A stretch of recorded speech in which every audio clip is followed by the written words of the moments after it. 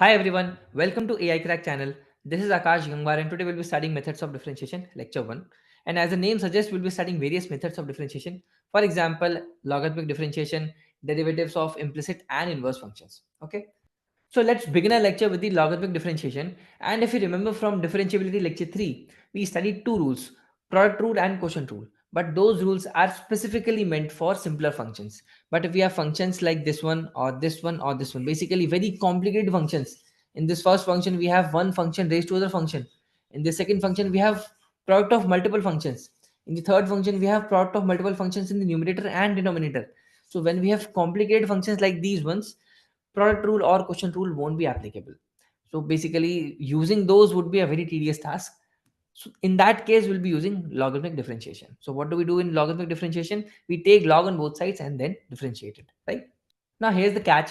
Even if you see these kind of complicated functions, you don't have to directly jump into logarithmic differentiation. You first have to try to simplify the functions first, so that it might be possible that you don't have to apply logarithmic differentiation.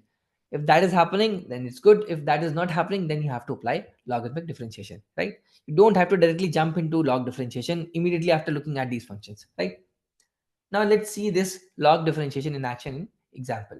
So in this example, we have root x multiplied by x plus 4 raised power 3 by 2 divided by 4x minus 3 raised power 4 by 3. Okay. So we can see that in this function, we cannot rationalize it, we cannot factorize it. And even if we want to apply quotient rule over here, that would be very complicated because we have powers like these 3 by 2 and 4 by 3. So it's better to apply log differentiation over here. Okay. So we have y equals to x raised power 1 by 2 dot x plus 4 raised power 3 by 2 divided by 4x minus 3 raised power 4 by 3. If we take ln both sides, we'll be getting ln y equals to ln of x raised power 1 by 2 dot x plus 4 raised power 3 by 2 divided by 4x minus 3 raised power 4 by 3. Okay. Now if we use the log properties over here, we'll be getting ln y equals to ln of x raised power 1 by 2 plus ln of x plus 4 raised power 3 by 2 minus ln of 4x minus 3 raised power 4 by 3. Now I can shift these powers on this side, right? We'll be getting 1 by 2 ln of x plus 3 by 2 ln of x plus 4 minus 4 by 3 ln of 4x minus 3, right? This is our ln y. And now if we take derivative on both sides, we'll be getting 1 upon y dot y dash because of chain rule equals to 1 by 2 dot 1 upon x plus 3 by 2 dot 1 upon x plus 4 multiplied by 1 only minus 4 by 3 multiplied by 1 upon 4x minus 3 multiplied by 4 because of chain rule. Okay. So this is our derivative. So y dash would be y times 1 upon 2x plus 3 upon 2x plus 8 minus 16 upon 12x minus 9. And y you can take this value over here. So this is our derivative. Now even with the help of log differentiation, this became very complicated, right? This is not a simple function, right? This is not a simple derivative. This is still a very complicated derivative. Imagine what would have happened in case you use quotient rule, right? So log differentiation would make your life simpler if you are able to apply it properly. And now let's solve this question. If y equals to 1 plus x raised power 1 by 4 multiplied by 1 plus x raised power 1 by 2 multiplied by 1 minus x raised power 1 by 4, then find dy by dx.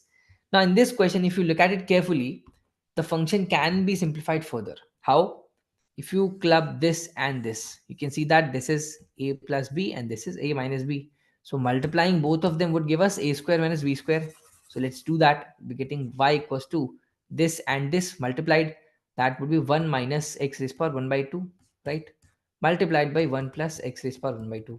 Now if you look at it carefully once again, these two are also a minus b, a plus b, right? So we'll be getting y equals to 1 minus x only, basically a square minus b square. Now in this function, you would have been trapped badly in case you applied log differentiation directly without even checking if the function was reducible to a simpler format or not. So it is always advisable to check if the function is reducible to a simpler format or not within the permissible domain. That's the main point. within the permissible domain. If the function is able to reduce into a simpler format, then we'll be using that simpler format, right? Otherwise we'll be using log differentiation. Okay, and now let's solve this example. We have to find derivative of y equals to x raised power x, and also you have to remember the derivative of y equals to x raised power x. That is a very standard derivative, right? So again, we cannot simplify this function further because it's x raised power x only, right? We cannot do anything over here. So we have y equals to x raised power x. Let's take ln both sides. We have ln y equals to ln x raised power x. Now this becomes x times ln x because of the property of log, right? So if we differentiate on both sides, what we'll be getting? We'll be getting 1 upon y dot y dash because of chain rule equals to, we have to apply product rule over here. Okay, we'll be getting x dot 1 upon x plus ln x multiplied by 1. Okay, so this gets cancelled out. We're getting 1 plus ln x. So y dash equals to 1 plus ln x multiplied by y, x is per x. This is a very standard derivative you have to remember. Okay, now let's talk about differentiation of implicit functions. And before moving into the theory, let's first talk about what are implicit and explicit functions. Okay, so let's say we have a function y equals to fx equals to ax square plus bx plus c. Now we can clearly see that y is being explicitly defined in terms of variable x. Y is being explicitly defined in terms of variable x, right? We can separate out y from x over here, right? That is possible. So when this is happening, we can say that y is an explicit function. Basically, y is being explicitly defined in terms of variable x. Now let's say there is one more function, or you can say equation, ax square y plus bxy square equals to cx cube y raised power 4. Now in this case, can you separate out by any chance y and x both, one on right hand side and one on left hand side? No, we cannot do that. We cannot do that. So in that case, we say that this function or equation is called as implicit functions, right? So how do we differentiate them? We just differentiate them on both sides. We'll be differentiating this term and this term, and then try to take y dash on one side and remaining terms on the other side so that we can find out the value of y dash. Okay, so let's see this in action with the help of an example. So if y equals to x plus 1 upon x plus 1 upon x plus till infinity, prove that dy by dx equals to y upon 2y minus x. Now in this case, if I hide this term, if I remove this term, this upper part, can you see that this is nothing but y only, right? Because it's going till infinity. Even if I hide this upper term, you can see that this is still y only. So I can write this equation as y equals to x plus 1 upon y. If we take the LCM over here, we'll be getting y square equals to xy plus 1. Now this has become an implicit equation. Okay, so what we can do over here, we can differentiate this on both sides. So we'll be getting 2y dot y dash because of chain rule equals to, we have to apply product rule over here. We'll be getting x dot y dash plus y dot 1 plus 0, right? So we have to now separate out y dash terms from the remaining terms. So we have 2y dot y dash minus xy dash equals to y. Okay, so if we take y dash as common, we'll be getting 2y minus x equals to y. So that gives me y dash equals to y upon 2y minus x. So as you can see that there is nothing new over here. We have to differentiate on LHS and RHS both. Use the chain rule, product rule, quotient rule, whatever is applicable over here. We have to apply those rules and find out y dash over there, right? This is all we have to do in implicit differentiation. That's very simple. Okay. And now let's talk about differentiation of inverse functions. And before talking about the main theory, tell me one thing. Let's say we have y equals to ax plus b. Can we write x in terms of y? Yes, we can do that. That would be y minus b divided by a equals to x. And this is how we find out the inverse functions, right? So what we'll be doing, we'll be replacing y with x and x with y. That would become x minus b divided by a equals to y. This is the inverse function of this function, right? Now we can easily find out the derivative of this function. So my point is, if you are able to write x in terms of y easily, in that case, there is no need of differentiation of inverse function. We won't be using that. But definitely, if we have this kind of theory, we have to have something different, right? It won't be as easy as it looks like. So this is a very simple case which won't be asked in examinations, right?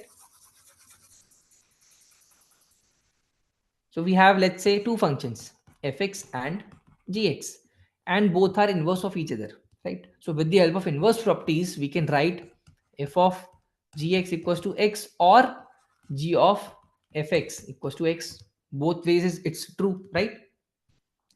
Now let's take this example. If we differentiate on both sides, what we'll be getting? We'll be getting f dash gx dot g dash x with the help of chain rule, right? Equals to 1. So f dash gx equals to 1 upon g dash x. We'll be using this to find out the derivatives, multiple derivatives, right? We might be using this or this based on the conditions of the questions, right? Both ways it can be true, but we have to look at the question to see if this is applicable or if this is applicable, right? Now let's look at this question. If fx equals to x cube plus x raised per 5 and g is the inverse of f, then find g dash 2. So g is inverse of f or vice versa, f is the inverse of g, right? So we have f of gx equals to x and g of fx equals to x. Both ways it's true, right? We have to find out the value of g dash 2. Now f dash gx dot g dash x equals to 1. So basically f dash gx equals to 1 upon g dash x, and for this one g dash fx dot f dash x equals to 1. So g dash fx equals to 1 upon f dash x. Now in this question, which one are we going to use? This one or this one? We are going to use this one. Why? Because we have to find out the value of g dash 2. So if you apply 2 over here, basically if you put x equals to 2 over here, what we are getting? We are getting f dash g2 equals to 1 upon g dash 2. Do we know the value of g2? No. Can we find out the value of g2? No, because it's a very complicated function. We cannot find out the inverse directly. So that's why we cannot find g2 over here. So that's why we won't be using this one. So now in this one, what do? We have to find some value of x so that fx becomes 2, so that we can find out the value of g dash 2 over here, right? We have to find out some value of x such that fx becomes 2 and we can find out the value of g dash 2. So fx becomes 2 for x equals to 1, right? It's clearly visible that for x equals to 1, fx equals to 2. So we'll be getting g dash 2 equals to 1 upon f dash 1. Now f dash 1 is cakewalk, right? It's simple differentiation. You can just differentiate the function and put 1 over here. You'll be getting f dash 1. So that would be our g dash 2, right? So this lecture was till here only, and in the next lecture we'll be talking about few other methods. So let's meet in the next lecture. Thanks for watching.